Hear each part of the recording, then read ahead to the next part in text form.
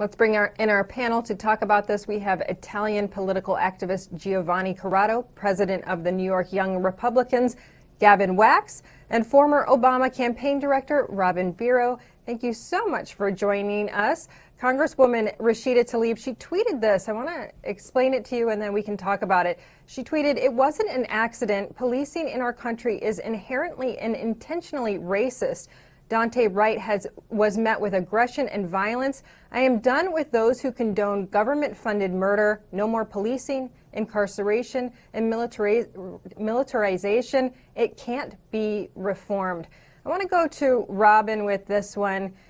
She says that it can't be reformed. A lot of people have come out and said that they don't think that this was a race issue and rather a training issue, and that's why it's so important to reform policing and get that training updated, changed, but also more regular. This is what we heard when we had the situation last year with George Floyd, that the training is not regular.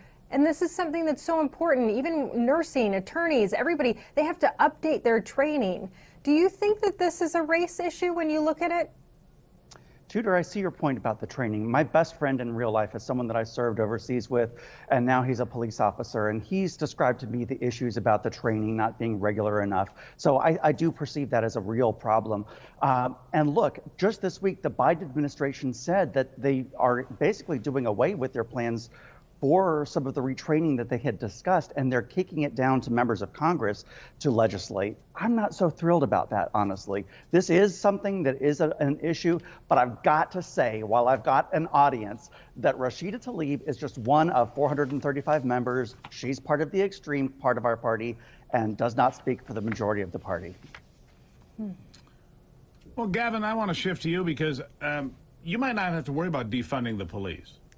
The woman who was involved in the shooting here in Brooklyn, Minnesota, Brooklyn Center, Minnesota, has now resigned, and charges against her for, I think it's going to be second-degree manslaughter, are pending. Who would be a police officer in America today? You're targeted by people like Rashida Tlaib. You face the possibility of losing your life if you don't react fast enough, losing your freedom if you do. There are now civil lawsuits open against everyone, Gavin. Why would anyone want to be a police officer here or anywhere across America? No, you make a great point. They're essentially getting around the defunding of police by making it a profession that no one in their right mind would want to, join and be a part of. If you're subjecting these officers to, civil penalties and lawsuits, and they have no protection from their own department or from the civil authorities, how can they do their job? How can they do their job effectively? Why would they want to do their job? I mean, it's largely an underpaid role. It's a role that many working class individuals from inner city neighborhoods go into, and they're making this a profession that would be out of reach for many. But I do have to comment on what was just said previously. This is the mainstream of the Democratic Party. The defund the police efforts, the anti-police narrative. This is all part and parcel of the new Democrat platform. And Rashida Tlaib is hardly on the fringe. This anti-law and order, this pro-anarchy, this pro-lawlessness is their staple. It's their largest talking point. And they've only started to retract a bit once they saw polling come in that showed that it really wasn't something that was palpable for most Americans. But that's all it comes down to. It's the polling. But really, when you go to the crux of it, ideologically speaking, this is their big issue. This is what they want to drive home. And this is how they think America should be governed, not just in Minnesota, but across the country. Giovanni, when we look at this situation with Daunte Wright, now obviously what we're hearing is that this police officer pulled the wrong weapon. She meant to pull a taser. She ended up pulling a gun and she shot him. A lot of people are saying this is terrible. These types of things should not happen when people get pulled over. But let me ask you this. They knew that he had a criminal history. They knew that he had a violent criminal history because they'd already looked him up and they found out that there was a warrant out for his arrest. That's why they ended up going up to the car and arresting him. She sees her partner slammed into the car door as he's trying to get away. There's the real potential that her partner is in danger here. At what point do we say police have to be able to make that judgment call? And if somebody is resisting arrest and the other police or other people in the area are in danger, we need to give them the opportunity to do their job instead of be threatened with a lawsuit that's going to cause them to be broke for the rest of their life.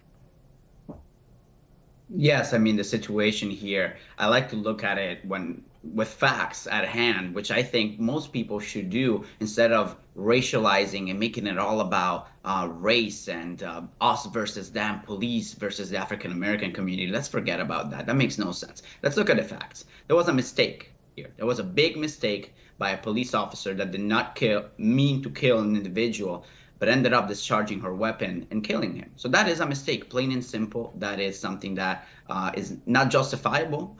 Doing a mistake is not justifiable, but that's a fact. Here's another fact. Daunte Wright was a convicted criminal. He had an arrest warrant out for him, and he, quite frankly, didn't want to go to jail. And he would have killed a police officer if that's what it meant, not to go to jail. So when your life is threatened, you don't know how you will react. Police officers have their life threatened on a regular basis. And all we do as a society in America is bash on them. These are the people that come running while we are storming out the door in fear. These are the people that answer our call, our desperate calls of help when no one else will.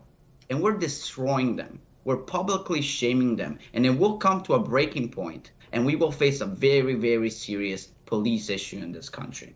I don't want it to get to that point, and that's why we should stop making it about race. Why is all about racism? Did the officer seem racist in that video? Not to me. Not to me at all. It's not about race. It's about mistakes, and it's about handling the situation with facts, which we have forgotten how to do. Yeah, the fact of the matter is the victim in this case was released on a $100,000 bond for choking and assaulting a woman trying to steal $820 in cash as he had a gun to her face.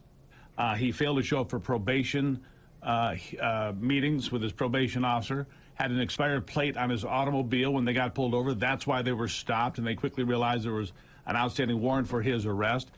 We've got to stop putting criminals on a pedestal. What happened is a terrible outcome. However, let's keep in mind that the police are trying to make split-second decisions that affects their life as well. I want to go to another topic now, Robin. A New York City teacher speaking out against critical race theory.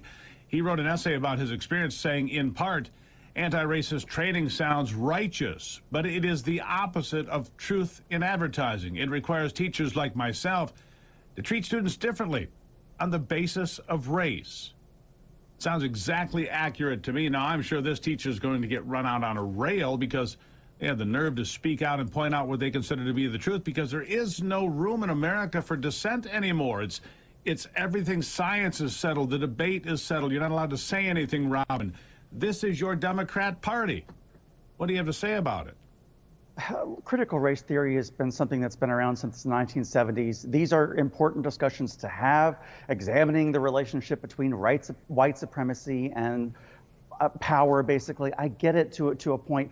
And look, I love to have divergent opinions. I like surrounding myself with people whose political ideologies are completely different than mine because I learn from them. I think we as Americans and really across the world need to get outside of our little bubbles and start looking at people just as fellow human beings and talk to one another as human beings and not look at the basis of skin, color, gender, all of these different things that separate us. Let's just do that, or Democrats and Republicans for that matter. Gavin, I like what Robin's saying, because I do feel like there is this separation between people right now, and it's either you are the right way or the wrong way, but everybody's right way seems to be different. We used to be a country of ideas and discussion and compromise to make it the best possible country it could be. When you see critical race theory and you are a young white male, and we know this is happening with children much younger than you, this is happening in elementary schools. As a young white male, when you see children in classrooms being told that they're bad just because of that, how do you react? It disgusts me. It disgusts me that our education system has become so politicized that we are pushing through propaganda to these youngsters at such a young and vulnerable age. And it just goes to show that this critical race theory is just another tool to further divide our already very divided country. I mean, we're divided along racial lines, along economic lines, along political lines. And this is just putting fuel on that fire. This country has never been more divided. And we're essentially, glorifying and propping up this kind of hateful theory and ideology that basically boils down to all white people are evil, all white people are responsible for every problem in society, and personal responsibility is out the door, and it pits the races against each other in this really divide and conquer, very Machiavellian fashion. And everything Robin said, I essentially agree with. The problem is that, these bubbles, these cocoons that everyone's living in, that's really being pushed because largely the left that dominates all our institutions, whether it's academia, the media, pop culture, they are creating this culture, this cancel culture, where people fear speaking out. They fear having a different opinion. They fear any sort of individuality in terms of their views or whatever it is they're preaching. And they all have to toe the line. The line is this woke, critical race theory ideology that is divisive, that is hateful, and it doesn't actually bring us together as a society. Race relations are probably the worst they've been in 30, 40 years. I mean, you go back to the 90s, they were a lot better than they are now. And they weren't pushing this critical race theory, even if it happened to have existed maybe on some academic institutions in the 70s. It's really become popularized in the last few years, and we've seen the result of that, and it's not good. Yeah, the results are not good. I would agree with that. Giovanni, I'm going to have you bring us to a conclusion here today, but the point made by Gavin is correct, and what Tudor said is right. When we go into the classroom and little boys that are white are told, you're the problem. These are 5- and 6-year-old boys. They are not the problem. They haven't done anything wrong. They're here, and they're little kids being told, you're the problem, you're white, and so therefore it's your fault. What's my fault? I'm 6. I just want a milk and a graham cracker. And how, frankly, is that any different than the mullahs of Iran teaching the world, teaching their children that America's the great Satan? I mean, you pound this into little kids' head. You foment hatred from the beginning. That's not the way to create anything of unity. Giovanni, the last word. The only type of diversity that matters to me on a personal level is diversity of thought. I don't care if you're a woman, if you're a man, if you're transgender. I don't care if you're gay. I don't care if you're African American, white, whatever. I don't care. And that's the way it should be. The only diversity that truly matters is diversity of thought. Now, do I recognize that there are diversity of experiences that lead to different views of the world? Of course, and I acknowledge those. But the more we keep talking about this, even now, the more it will be ingrained into our society, and the more we will keep creating issues around race or gender where there truly aren't any. If we just look at diversity of thought and focus on that and focus on merit, that's a direction we should go to. But listen, people don't have this opinion when it comes to my generation about diversity. People my age are being hammered with the idea that whites are bad. This population is oppressed. This white savior complex by, I don't know what kind of people in our society.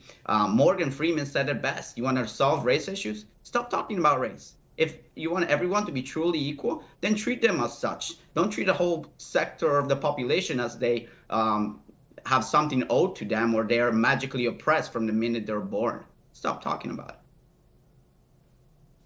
it. Thank you, panel, so much. Very interesting discussions today, tough discussions, and we appreciate you being here to talk them through with us. Everyone, stay tuned. We've got more news right after the break.